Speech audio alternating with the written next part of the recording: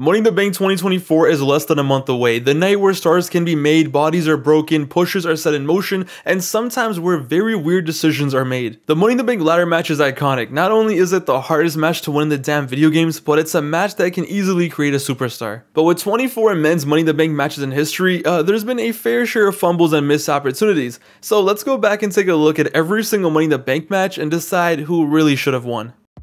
We begin at WrestleMania 21, the legendary night where the first ever Money in the Bank ladder match took place. 6 wrestlers killed each other for a briefcase, and despite Edge winning and traumatizing my childhood 9 months later, they couldn't have picked a better person to win the first ever match. Despite Shelton Benjamin going out like Prime Kobe up in here, this Money in the Bank literally made Edge's career and transformed him into the slimy, disgusting piece of shit we all love. Perfect winner, perfect cash in, and cemented the Money in the Bank as a true star maker, for sure the right winner. Next up, WrestleMania 22. Now looking back at this was such a weird Money in the Bank match. Following up a match filled with ladder match legends the year prior, we got a ladder match with Finlay and a 56-year-old Ric Flair. How Ric Flair didn't die from this bump, I will never know, but RVD winning this was 100% once again the correct call. Lashley was too young at this point, Matt Hardy was Matt Hardy, and yeah, Shelton winning would have been cool, but guys, it had to be RVD, especially with how legendary the cash-in and ECW one night stand was. It had to be him. Next up, WrestleMania 23. Probably my favorite Money in the Bank ladder match of all time,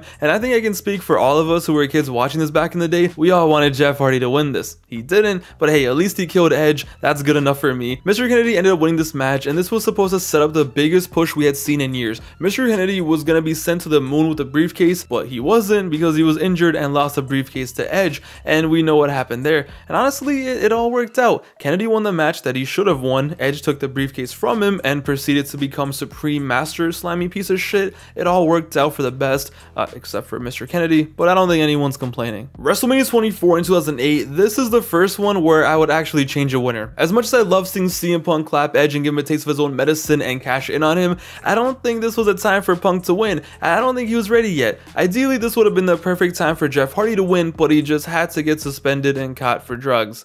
Again, Chris Jericho winning this match would have been pretty fire. Imagine 08 Jericho slowly transforming into the evil character we loved, beefing HBK, punching his wife, but the whole time he has a briefcase with him. Ultimately, they did everything they could have done with a briefcase anyway, so maybe it isn't the best choice, but then why not have Shelton Benjamin win? The man who would have been MVP for like 3 Money in the Bank matches at this point, who literally felt like Mr. Money in the Bank despite not winning one. If there's ever a time for Shelton to finally get a push and win the Money in the Bank, this was it. But WrestleMania 25 and 09 the next year, by now, it was definitely 100% time for CM Punk to win. He was more than ready by 09, and Punk winning this match, becoming Mr. Money in the Bank, and breaking our heart 2 months later by taking away the title from Jeff Hardy. As much as it hurt to watch that back in the day, it's what needed to be done, and it was pulled off perfectly. Wouldn't change a thing. 100% the correct winner. You know what I would change though? The travesty at WrestleMania 26. In 2010, these idiots, in a match that was stacked with talent, young and old, had a man named Donald Jacob Haggard Jr. win the Money in the Bank. A winner so bad, a title reign so bad that came from this, that a few months later they decided to run 2 more Money in the Bank matches to erase this terrorist attack. Donald Jacob Haggard Jr. had no reason to win this match. What the hell were they thinking? Shelton would have been better, little kid Drew McIntyre would have been better, my mom would have been better, but honestly, it's so easy. It should have been Christian. The man who came back from TNA, where he proved he was main event material, somehow got demoted from TNA to ECW, still carried ECW on his back, and the thanks he got was seeing Donald Jacob Haggard Jr. take his briefcase. Christian winning here would have been amazing, instantly taking him to the main event scene, adding so much star power to SmackDown. The possibilities were endless. Edge versus Christian for a world title becomes a reality. Everything was right there, but no, they went with this guy. The first true fumble in the history of Money in the Bank. A few months after Mania, we got the first ever Money in the Bank pay-per-view, which gave us 2 more ladder matches, one for Raw, one for SmackDown. Kane ended up winning the SmackDown one, which even back then, just him holding the briefcase just felt so weird, but he cashed in just 50 minutes later to get the title off an injured Rey Mysterio, which was the entire purpose of him winning, so it's hard to really challenge that and call it a fumble. Miz ended up winning the Raw one, and this, as we know, just started the whole trip of the Miz cashing in, angry Miz girl, Miz becoming a main eventer, and somehow ending up in the main event of WrestleMania. As much as I would love to say like, oh, John Morrison should have won,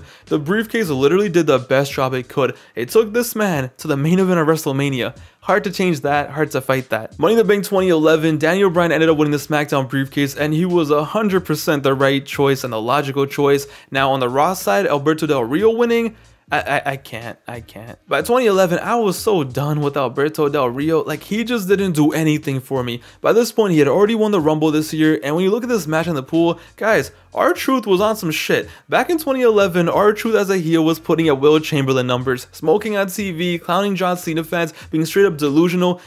Del Rio, this was R-Truth's moment. Del Rio was just such a boring, bland choice, but for some reason, the company just loved pushing him. Money in the Bank 2012, though, you gotta keep everything the same. Ziggler winning was awesome, legendary, everyone knows that. Cena winning the weirdest Money in the Bank match you could imagine. I mean, take this in. They had a Money in the Bank match with Cena, Big Show, Jericho, Kane, and The Miz.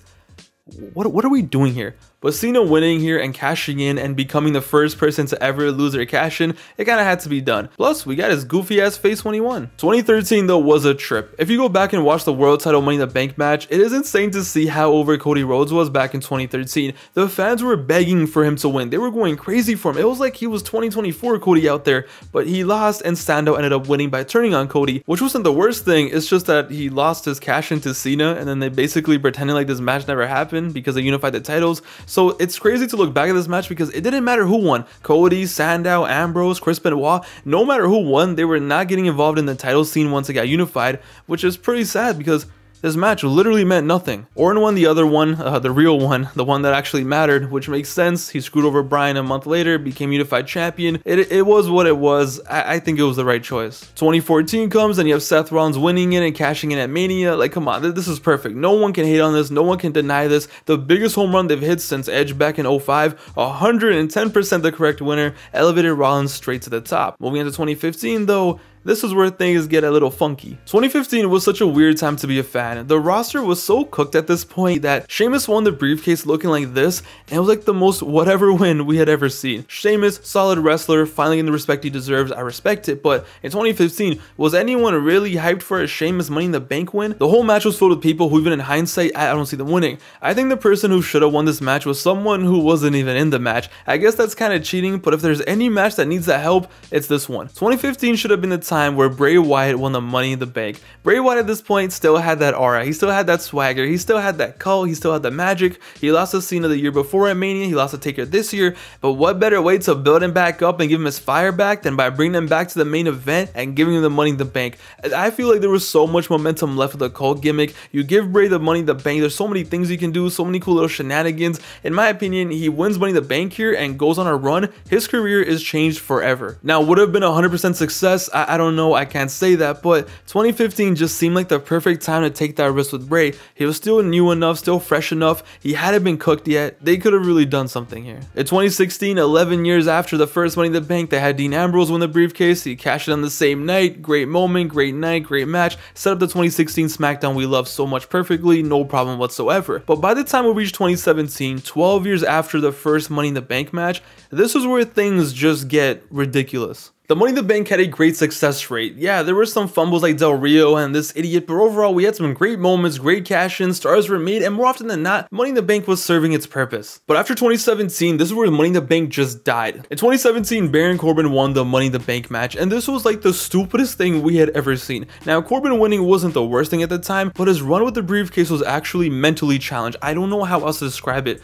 Just 3 weeks after winning, they had this man cash in and lose his cash-in match to Jinder Mahal. Bro, this idiot won a 6-man ladder match just to lose to Jinder Mahal. Why would you even give him the briefcase? I don't care what came out, I don't care what backstage political he had, you gave him the briefcase, stick with it, let him do his thing. Nah, 3 weeks later losing to Jinder Mahal. What are we doing here? No way in hell they would have let this happen back in 07, 08, even like 2013, 14. They would have figured it out, they would have done something, but here, what was this? And the most annoying part is like literally anyone else could have won the match. Owen, Styles, Nakamura, Ziggler, Zayn, any of them could have won, any of them should have won and just got a rocket and just done their thing. But no, that makes too much sense. Owens winning makes too much sense. AJ winning makes too much sense. No, let's do this to Baron Corbin. Then 2018 comes and it's time for Braun Strowman to win the Money in the Bank match. Alright, respect, cool, let's see where this goes. 2 months later, he's relinquishing the briefcase and he's getting slapped by Brock Lesnar. Yo, what the hell are we doing? Braun Strowman was a whatever choice back in 2018. He didn't really need it. He was already Braun Strowman, the monster.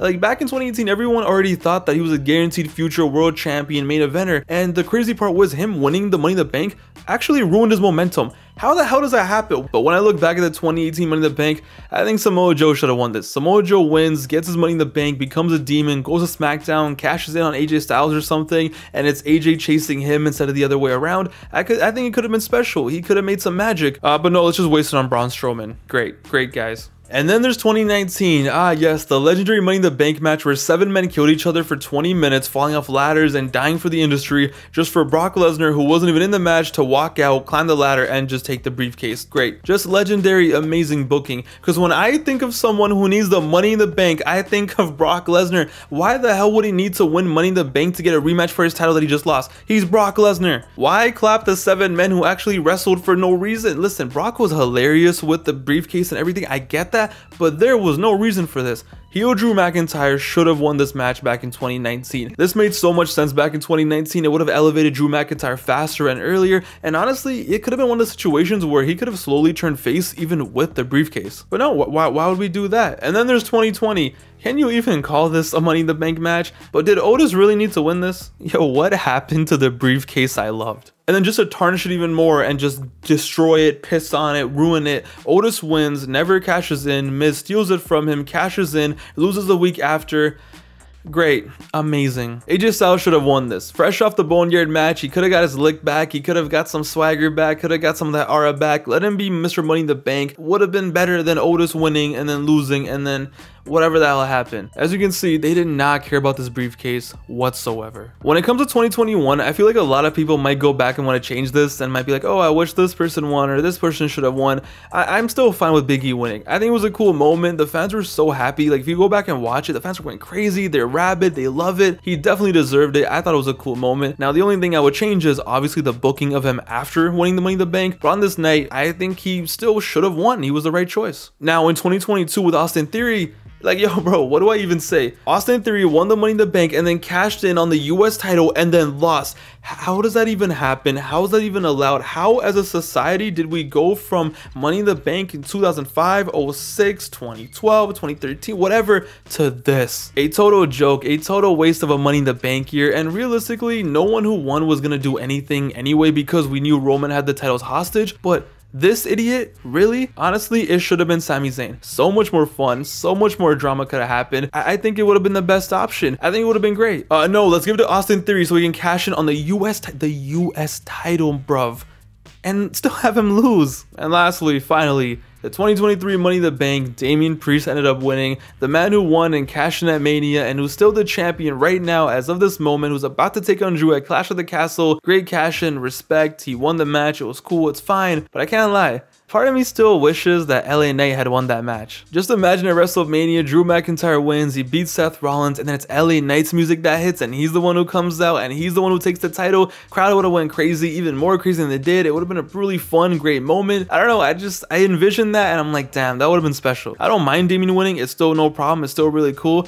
But like I said, LA Knight winning just kind of speaks to me a little bit. But yeah, as you can see, for a long time, from 2017 to 2022, Money in the Bank made no sense. The winners, the booking afterwards, it was all cooked. But with Triple H back at the realm and how they treated Damian Priest, there's a lot of hope for Money in the Bank going forward. And I think it's finally going to get the respect that it deserves. But yeah, what a crazy history for Money in the Bank. All in all, if you look at the first 11, 12 years, they didn't really have that many fumbles. Yeah, there's some things you would change, but more often than not, they were hitting on everything. They were making it work. Money in the Bank had some respect, it had its aura, it meant something. It's just the past few years from like 2017 to 2022, like I said, that's when everything kind of just went all over the place and Money in the Bank just started to mean less and less and less. But yeah, let me know in the comments down below, what do you agree with, what do you disagree with, what matches would you change, who should have won some Money in the Bank matches? Let me know down below. It's your boy Pav, aka Wrestling Gifts. Hope you guys enjoyed the video. I will see you guys with the next one very soon. Till then though, take it easy. Later guys.